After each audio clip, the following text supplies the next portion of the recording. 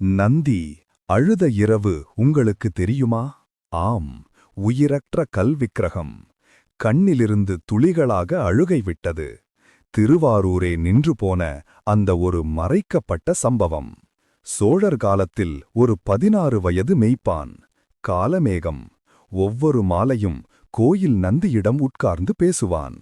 அவனுக்கு நந்தி கல் உருவமில்லை, ஒரே நண்பன். ஒருநாள் அவன் தாய் கடுமையாக நோய்வாய்ப்பு. மருந்து வாங்க காசே இல்லாமல் தத்தளித்த அவன் நந்தியின் முன் நிற்க கண்ணீர் விட்டு சொன்னான், என் தாயை காப்பாற்று, என் ஜீவனே உன்னிடம் இருக்கு.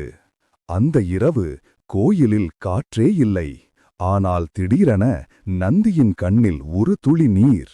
அர்ச்சகர் அதிர்ச்சி. அது ஒரு துளி இல்ல, இரண்டாவது, மூன்றாவது. நந்தி அழுதான்.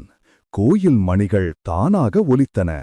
அதே நேரத்தில் காலமேகத்தின் தாய் முச்சின்றி இருந்த நிலையில் இருந்து அதிசயமாக விழித்துக் கொண்டாள். நெற்றியில் வெள்ளை சாமம், உடல் முழுவதும் தெய்வீக குளிர்ச்சி. அன்றிரவு ஒரு பிள்ளையின் துயரத்துக்காக நந்தி தன்னால் அழுத ஒரே ஒரு இரவு. இதுதான் திருவாரூரின் ரகசியமான நந்தி தீர்த்தம்.